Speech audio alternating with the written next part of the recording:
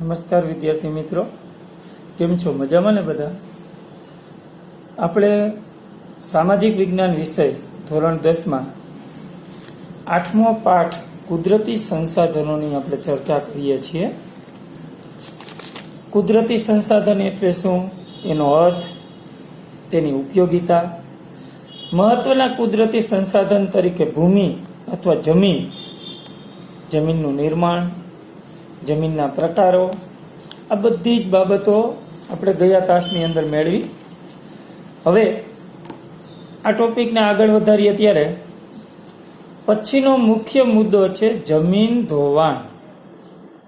જમીન, આપણે આગલા તાસની અંદર જોયું કે જમીન ખૂબ જ ઉપયોગી સંસાધન છે. જો જમીન ન હોત પૃથ્વી ઉપર તો આપણું જીવન શક્ય ન હતું, કારણ કે જમીનરૂપી રંગમંચ ઉપર જ આપણે બધી જ આપણી આર્થિક પ્રવૃત્તિઓ કરીએ છીએ. જમીનમાંથી જ આપણે જુદી જુદી ચીજવસ્તુઓ મેળવીએ છીએ. હવે આ જમીન એક મહત્વનું, અગત્યનું, માનવ જીવન માટે અનેક રીતે ઉપયોગી એવું સંસાધન છે. તો આ જમીનને સાચવવી, એનું સંરક્ષણ કરવું, એનું જતન કરવું એ આપણી બધાની એક ફરજ છે. હવે જમીનને નુકસાન કઈ કઈ રીતે થાય છે? તો જમીન ધોવાણ મુખ્ય મુદ્દો છે. જમીન ધોવાણ. તો જમીન ધોવાણ એટલે શું? તો ધોવાણ એટલે જમીનના કણોનું ગતિશીલ હવા કે પાણી દ્વારા એક સ્થળેથી બીજા સ્થળે હડસેલાઈ જવું, સ્થળાંતરિત થવું. બીજી રીતે કહીએ તો ઉપલા જમીનના જે કણો છે એનું ઝડપથી કુદરતી બળો દ્વારા અન્યત્ર, એટલે કે બીજી જગ્યાએ સ્થળાંતર થઈ જવું. તમે બધા જ જાણો છો કે ઘણી વખત અતિવૃષ્ટિ થાય. અતિશય વરસાદ, થોડી જ વારમાં ઘણો બધો વરસાદ પડી જાય, પરિણામે જમીનના ઉપરના પોષક તત્વો એટલે કે માટીના જે કણો છે એ એક જગ્યાએથી ઢસડાઈ જઈને એ બીજા સ્થળે એકત્ર થાય છે, સ્થળાંતર થઈ જાય છે, અને ઘણી બધી ઉપજાઉ જમીન છે એ બિન ઉપજાઉ બની જાય છે, ધોવાણ થઈ જાય છે. ઘણી જગ્યાએ કોતરો બની જાય છે, ઘણી જગ્યાએ ભેખડો ધસી પડે છે. જમીનની ઉપર ઉભેલા પાક એ પણ પાણી સાથે ધોવાઈ જાય છે. આવું ઘણી વખત તમે સાંભળો છો અથવા જોયું છે. તો તેની ઉપરનું પડ બનતા વર્ષો લાગ્યા છે. જમીનનું ઉપરનું પડ બન્યું એને વર્ષો લાગ્યા છે. તેના જમીનના આ કણો ભારે વરસાદ કે તોફાની પવનો, ઘણી વખત એવું બને છે કે અતિશય તોફાની વંટોળ અથવા અતિશય આંધી આવે, તોફાન આવે, અને ત્યારે એ જમીનના ઉપરના કણો જે છે, માટીના કણો છે, રજકણો છે, એ બધું ત્યાંથી ખસેડાય અને બીજી જગ્યાએ વહી જાય છે. તો ખેત ઉત્પાદન ઘટે છે. જો આવું બને, જમીનનું ધોવાણ થાય, તો ઉપજાઉ જમીન બિન ઉપજાઉ બની જાય છે, એટલે કે ખરાબો બની જાય છે, ખરાબાની જમીન બની જાય છે. આ પડ જે છે ઉપરનું, એની જાળવણી ખેતી માટે અત્યંત જરૂરી છે. આથી જમીનનું ધોવાણ અટકાવવું જોઈએ. વિદ્યાર્થી મિત્રો, જમીન ધોવાણ એટલે શું? 2 માસમાં નાનો એવો પ્રશ્ન છે, બહુ સહેલો છે, કે જમીનના ઉપરના કણો, માટીના કણો, એનું એક જગ્યાએથી બીજી જગ્યાએ હડસેલાઈ જવું, ખસેડાઈ જવું અથવા સ્થળાંતરિત થવું, એ એટલે જમીન ધોવાણ. હવે કઈ રીતે થાય છે?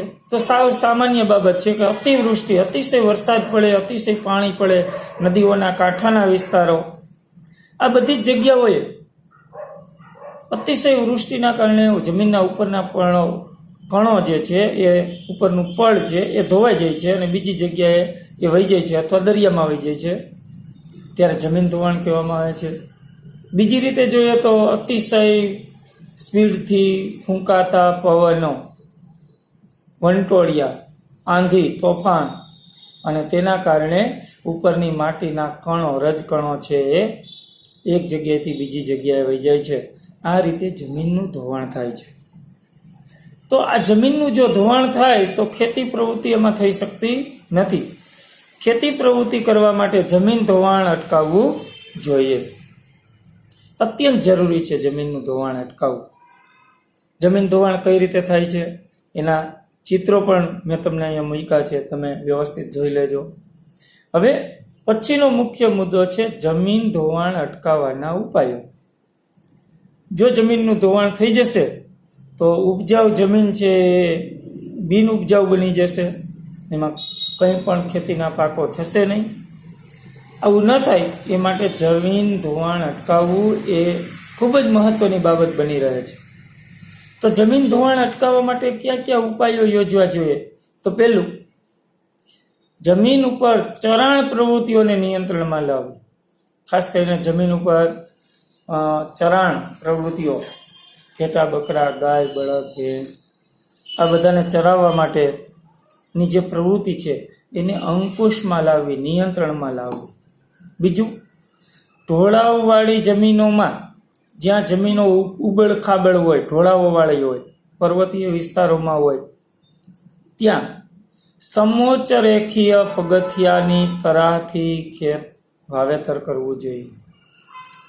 સમોચ્ચ રેખીય પગથિયા કે જમીન ટેકરાવાળી હોય, ઊંચાણ નીચાણ, ઊંચાણ નીચાણ, તો આવી જગ્યાએ પગથિયા આકારની, જેમ સીડી હોય, પગથિયા ચડવાની સીડી જે હોય એ રીતે ખેતી કરવી જોઈએ. જ્યાં ઢાળ હોય ત્યાં સપાટ એટલું કરી નાખવાની, એક નાનું એવું ખેતર કરી નાખવાનું, વળી પાછો સ્ટેપ પાડવાનો, જેના કારણે જમીનનું ધોવાણ થતું અટકે.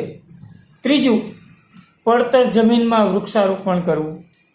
ઘણી બધી જગ્યાઓ છે એ પડતર છે, એમાં વૃક્ષારોપણ કરવું જોઈએ, જેના કારણે વૃક્ષોના મૂળ છે એ જમીનને જકડી રાખે છે, અતિવૃષ્ટિ અથવા પવનથી એ જમીનને બચાવે છે, એનું રક્ષણ કરે છે. તો પડતર જમીનમાં વૃક્ષારોપણ કરવું. અને ચોથું, પાણીના વેળા પડેલા હોય ત્યાં આડબંધ બનાવવા. જ્યાં પાણીના મોટા મોટા ધોરિયા થઈ ગયા હોય, છેલ્લાઓ થઈ ગયા હોય, જેને આપણે વેળા કહીએ છીએ, તો ત્યાં આડબંધ બંધાવવા. એટલે કે થોડા થોડા અંતરે આડો બંધ બાંધી દેવો, જેથી પાણીની સ્પીડ ઘટશે. પાણી સ્પીડથી આવતું હશે, આડો બંધ હશે એટલે ભરાશે, ધીમું થશે, એની ગતિ ધીમી થશે, વળી પાછો બંધ છેડશે, પાછો જશે, વળી પાછો આડબંધ બાંધી દેવો. તો થોડા થોડા અંતરે કાચા અથવા પાકા આડબંધ બાંધી દેવા, એટલે કે નાના નાના ચેકડેમ જેવા બંધ બાંધી દેવા, જેથી પાણીની ગતિ ઘટી શકે અને જમીનનું ધોવાણ અટકી શકે. અને પાંચમો મુદ્દો, પાણીનો વેગ ધીમો પાડવા માટે ઢાળવાળા ખેતરમાં ઊંડી ખેડ કરવી. જ્યાં અતિશય ઢાળવાળા ખેતરો હોય ત્યાં પાણીનો વેણ, પાણીની ગતિ છે એને ધીમી પાડવા માટે ઊંડી ખેડ કરવી. એટલે કે ઉનાળાની ઋતુની અંદર આ જમીનને ઊંડે સુધી ખોદી નાખવી. ટ્રેક્ટર છે, બુલડોઝર છે, જેસીબી જેવા સાધનો દ્વારા એને ઊંડી ખેડ કરવી, જેના કારણે પાણી જેટલું આવે છે એ જમીનમાં ઉતરશે અને એની સ્પીડ ધીમી થશે, જેના કારણે જમીનનું ધોવાણ અટકી શકશે. ત્યાર પછી ભૂમિ સંરક્ષણ. પછીનો જે મુખ્ય મુદ્દો છે ભૂમિ સંરક્ષણ. તો ભૂમિ સંરક્ષણ એટલે શું? થોડી વાર પહેલાં પણ આપણે વાત કરી કે જમીન અથવા ભૂમિ એ એક માનવ જીવનનું અભિન્ન અંગ છે. જો જમીન ન હોય તો આપણને ખોરાક ન મળે, આપણી ખેતી પ્રવૃત્તિ ન થઈ શકે, તો કેટલાય ઉદ્યોગો સાથે ચાલી ન શકે. કારણ કે ઉદ્યોગોમાં કાચા માલ તરીકે જે વસ્તુ જોઈ છે એ ખેતીમાંથી થાય છે, એટલે કે જમીનમાં થાય છે. તો ભૂમિ સંરક્ષણ એટલે જમીનનું ધોવાણ અટકાવીને જમીનની ગુણવત્તા જાળવવી. ભૂમિ સંરક્ષણ અથવા જમીન સંરક્ષણ એટલે શું? તો જમીનનું ધોવાણ અટકાવી, એને રોકી અને જમીનની ગુણવત્તા જાળવી રાખવી. જમીન જેવી છે તેવી જળવાઈ રહે તે માટેના જે પ્રયત્નો છે તેને જમીન અથવા ભૂમિ સંરક્ષણ કહેવામાં આવે છે. જમીન સંરક્ષણનો સીધો સંબંધ માટી કણો પર રહેલો છે. માટીના કણો એના ઉપર જમીન સંરક્ષણનો સીધો જ સંબંધ રહેલો છે. પોતાની મૂળ જગ્યાએ આ માટીના કણો છે એને જાળવી રાખવા જોઈએ. દુનિયાના વિવિધ જગ્યાએ તે સ્થાન અને સમયને અનુરૂપ ઉપાયો પ્રયોજવામાં આવે છે. જમીનના કણો એક જગ્યાએથી બીજી જગ્યાએ ન વહી જાય, ધોવાણ ન થાય એ માટે જુદા જુદા સ્થળોએ જુદા જુદા રીતના એના ઉપાયો યોજવામાં આવ્યા છે.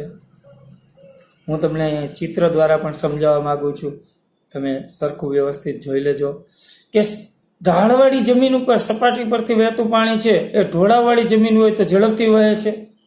પરંતુ આ ઢોળાવવાળી જમીન, પેલું ચિત્ર જે છે એ ઢોળાવવાળી જમીન છે, પાણીની ગતિ ઝડપથી છે. પરંતુ એ પાણીની ગતિને ધીમી કરવા માટે જે બાજુનું ચિત્ર તમને જે આપવામાં આવ્યું છે 2 નંબરનું, એમાં ઢોળા ઉપર કરેલા સમોચ્ચ ક્યારાઓ, સમતળ થોડી થોડી જગ્યાએ ક્યારાઓ એટલે કે પાળા આડા બાંધી દેવામાં આવ્યા છે અને પરિણામે પાણી રોકાતું ચાલે છે અને મોટા ભાગનું પાણી છે જમીનમાં સંગ્રહ થાય છે. ત્રીજી બાબત છે, ત્રીજું ચિત્ર, ઝડપથી વહેલું પાણી જમીનમાં ખૂબ જ ઓછું ઉતરે છે. જમીનમાં જે ઝડપથી વહે છે પાણી જે ઢાળવાળી જમીનમાં, તો એ પાણી જમીનમાં ઓછું ઉતરે છે. એ તો સ્વાભાવિક છે, કારણ કે ઢાળ છે એના કારણે પાણીની સ્પીડ વધારે છે, તેથી જમીનમાં અંદર ઉતરી શકતું નથી. પરંતુ ઢાળવાળા પાણીને જમીનમાં ઉતારવા માટે ચોથું ચિત્ર જે છે તમારું જુઓ, તો ઢોળાઓ ઉપર જે ક્યારા કર્યા છે એમાં પાળા આડા બાંધ્યા હોય તો પાણી છે ધીમે ધીમે ઢોળાઓ પર રોકેલું પાણી ધીમે ધીમે જમીનમાં ઉતરીને ભૂગર્ભ જળ સ્તરને ઊંચે લાવે છે. જમીનની સપાટી ઉપર જો ક્યારાઓ કર્યા હોય, મોટા મોટા પાળા બનાવી નાખ્યા હોય તો જમીનમાં પાણી ઉતરે છે અને ભૂગર્ભ જળની સપાટી પણ ઊંચે આવે છે. જો ભૂમિનું સંરક્ષણ ન થાય તો તેનાથી પૂરની શક્યતાઓ વધતા જાનમાલની સલામતીના જોખમ ઊભા થાય છે. આમ ભૂમિ સંરક્ષણ એક અત્યંત આવશ્યક બાબત છે. તો ભૂમિ સંરક્ષણ એટલે જમીનનું ધોવાણ રોકીને જમીનની ગુણવત્તા જાળવી રાખવી તે. તો જમીન સંરક્ષણનો સીધો સંબંધ જમીન ઉપર રહેલા ઉપરના માટીના કણો સાથે છે. એ માટીના કણો પોતાની મૂળ જગ્યાએ જળવાઈ રહે એવા પ્રયત્નો કરવા જોઈએ. દુનિયાની જુદી જુદી જગ્યાએ જમીન સંરક્ષણ માટે જુદા જુદા ઉપાયો યોજવામાં આવે છે. હવે ભૂમિ સંરક્ષણના ઉપાયો, આપણા પાઠનો છેલ્લો ટોપિક એટલે કે ભૂમિ સંરક્ષણના ઉપાયો. તો વિદ્યાર્થી મિત્રો, ભૂમિ એક મહત્વનું માનવને અનિવાર્ય એવું સંસાધન છે. તો માનવ એનો ઉપયોગ કરે છે. તો માનવોએ ભૂમિ સંરક્ષણ માટે શું કરવું જોઈએ? તો ભૂમિ સંરક્ષણ માટે કયા કયા ઉપાયો આપણે યોજવા જોઈએ કે જેના કારણે કૃષિ પ્રવૃત્તિ માટે ઉપયોગી જમીન એ આપણે કાયમી જાળવી શકીએ? તો પહેલું, જંગલોના આચ્છાદનને કારણે તેના મૂળ જમીન કણો જકડી રાખે છે. જમીનનું સંરક્ષણ કરવા માટે, ભૂમિનું સંરક્ષણ કરવા માટે જંગલો વાવવા જોઈએ, વધુને વધુ વૃક્ષો વાવવા જોઈએ. જો વધુને વધુ વૃક્ષો વાવશું તો જમીનનું ધોવાણ અટકી શકશે, કારણ કે જમીનના મૂળ છે એ વૃક્ષોના મૂળ એટલે કે જંગલોના મૂળ એ જમીનને જકડી રાખે છે, જમીનનું ધોવાણ થતું અટકાવે છે. તેથી દરેક માનવીએ વધુને વધુ વૃક્ષો વાવવા જોઈએ, વૃક્ષોનું નિકંદન થતું અટકાવવું જોઈએ. દરેક વ્યક્તિ દર વર્ષે એક વૃક્ષ વાવે અને ઉછેરે તો આખી પૃથ્વી, આખી ધરતી એ નંદનવન બની જાય. એ માટે વૃક્ષારોપણ કરવું અને વૃક્ષોનું સંરક્ષણ કરવું. બીજું, નદીના કોતરો અને પહાડી ઢોળાવો પર વૃક્ષારોપણ કરવું. ઘણી જગ્યાએ નદીઓના બંને કિનારાઓમાં ખુલ્લી જમીન પડી છે. ઘણી વખત અતિવૃષ્ટિના કારણે નદીઓમાં પૂર આવે પરિણામે નદીના કાંઠાના વિસ્તારો જે છે એની જમીનનું ધોવાણ થઈ જાય છે. આ જમીનનું ધોવાણ અટકાવવા માટે નદીઓની બંને બાજુ ખુલ્લી પડેલી જગ્યામાં એકદમ હારબંધ વૃક્ષો વાવવા જોઈએ, જેને રક્ષક મેખલા કહેવામાં આવે છે.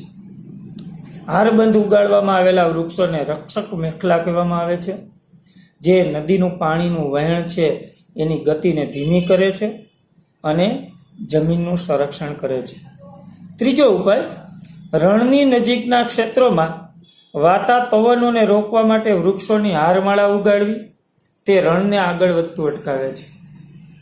ખાસ જ્યાં રણ વિસ્તારો છે એમાં અતિશય ઝડપથી ફૂંકાતા પવનો રણની રેતી એ ઉપજાઉ જમીન છે આજુબાજુની એના ઉપર આવે છે. રણના ક્ષારકણો, રેતી, આ બધું પવનોને કારણે ઉપજાઉ જમીનને બિનઉપજાઉ કરી નાખે છે. આવું ન બને એ માટે રણની બાજુમાં જ્યાં રણ વિસ્તાર છે તેને ફરતી બાજુએ વૃક્ષોની હારમાળા ઉગાડવી જોઈએ, જેના કારણે રણની રેતી જમીનમાં આવે નહીં અને જમીનનું આપણે સંરક્ષણ કરી શકીએ. ચોથો મુદ્દો એટલે કે નદીઓના પૂરને અન્ય નદીઓમાં વાળીને કે સૂકી નદીઓ ભરી અને અંકુશમાં લેવા જોઈએ. ઘણી વખત અમુક નદીઓમાં ચોમાસાની ઋતુમાં વિનાશક પૂર આવે છે, જ્યારે અમુક નદીઓમાં પાણી હોતું જ નથી. તો નદીઓને જોડવાની વાત અહીં કરવામાં આવે છે કે નદીઓના પાણીને અતિશય પૂરથી બચવા માટે નદીઓના પાણીને બીજી નદીઓમાં વાળી અને નદીના પાણીની તીવ્રતા છે એની જે ઝડપ છે એને આપણે ઘટાડી શકીએ. પરિણામે નદીનું વહેણ ધીમું પડશે અને આજુબાજુના ગ્રામ્ય વિસ્તારો છે એની જમીન એ બચી શકશે, એનું સંરક્ષણ થઈ શકશે. આ ઉપરાંત અનિયંત્રિત ચરાણથી પહાડોની જમીનનું સ્તર ઢીલું પડે છે, તેને પણ અટકાવવું જોઈએ. ખાસ કરીને પહાડી વિસ્તારોની અંદર જે ચરાણ પ્રવૃત્તિ છે એના ઉપર પણ નિયંત્રણ લાવવું જોઈએ, જેના કારણે જમીનનું સંરક્ષણ આપણે કરી શકીએ. તો વિદ્યાર્થી મિત્રો, ભૂમિ સંરક્ષણ માટેના ઉપાયો, આ બંને પ્રશ્નો બોર્ડ માટે ખૂબ જ મહત્વના છે. ભૂમિ સંરક્ષણ માટે કયા કયા ઉપાયો યોજવા જોઈએ, ભૂમિ સંરક્ષણ માટેની જુદી જુદી પદ્ધતિઓ, આ બધી જ વાત આપણે કરી. ખાસ કરીને સીડીદાર ખેતરો બનાવવા જોઈએ, ક્ષિતિજ સમાંતર ખેડ કરવી જોઈએ. ઢાળવાળી જમીનો છે તો થોડા થોડા અંતરે એમાં પાળા બાંધવા જોઈએ અથવા ઊંડી નહેરો ખોદવી જોઈએ, જેનો ઢાળ ઓછો થાય એ માટે પગથિયા પ્રકારની ખેતી કરવી જોઈએ. તો આ રીતે વિવિધ ઉપાયો દ્વારા આપણે જમીનનું સંરક્ષણ કરી શકીએ છીએ.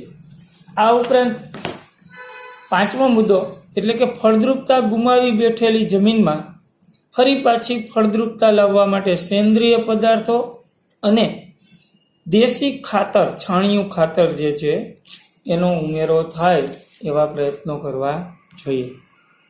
સીડીદાર ખેતરો, સમાંતર ખેડ ઉપરાંત ઘણી વખત વારંવાર પાક લેવાથી જમીનની ગુણવત્તા અથવા ફળદ્રુપતા ઓછી થતી જાય છે અને રાસાયણિક ખાતરોનો ઉપયોગ વધવાને કારણે પણ જમીનની ફળદ્રુપતા ઓછી થાય છે. ફરી પાછી એની ગુણવત્તા જાળવવા માટે આપણે એમાં છાણિયું ખાતર અથવા સેન્દ્રિય પદાર્થોનું ઉમેરણ કરવું જોઈએ. આ બધા ઉપાયો દ્વારા આપણે ભૂમિનું સંરક્ષણ અથવા ભૂમિનું જતન કરી શકીએ. આ ઉપાયો કરવાથી જમીનનું સંરક્ષણ કરી શકાય છે.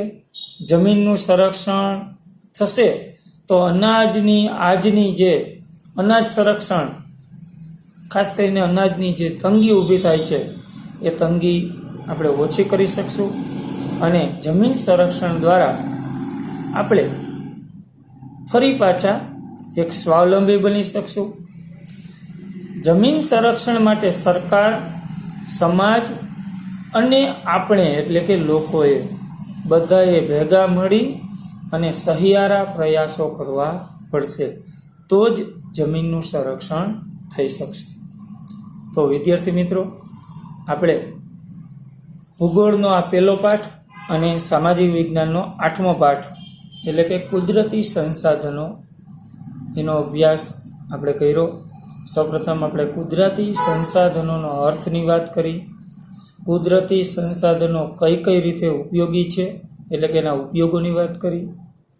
ત્યાર પછી કુદરતી સંસાધનોના પ્રકારોની વાત કરી અને કુદરતી સંસાધન તરીકે જમીન એટલે શું, જમીનનું નિર્માણ કઈ રીતે થાય છે, જમીનના જુદા જુદા પ્રકારો 8 જેટલા પ્રકારોની આપણે ગયા પીરિયડમાં ચર્ચા કરી. પછી જમીન ધોવાણની વાત કરી, જમીનનું ધોવાણ કઈ રીતે થાય છે અને જમીન ધોવાણ અટકાવવા માટેના ઉપાયો એની પણ આપણે ચર્ચા કરી. અને છેલ્લે ભૂમિ સંરક્ષણના ઉપાયો. આ બધા મુખ્ય મુદ્દાઓ જે પાઠના હતા એ આપણે વ્યવસ્થિત સમજવાનો પ્રયત્ન કર્યો. હવે આખો પાઠ એક વખત વ્યવસ્થિત વાંચી વિડીયો એક વખત અથવા 2 વખત સાંભળવાનો, પાઠ વ્યવસ્થિત વાંચી લેવાનો. પછી મેં તમને જે પીડીએફમાં મુદ્દા આપ્યા છે આખા પાઠના એ એક એક મુદ્દાનો અભ્યાસ કરતો જવાનો.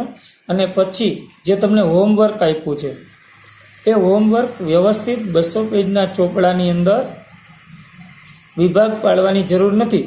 જ્યાં તમે ઇતિહાસના 1લો, 2જો અને 4થો પાઠ લખ્યા ત્યાં જ તમે 8મો પાઠનું હોમવર્ક વ્યવસ્થિત કરી લેશો.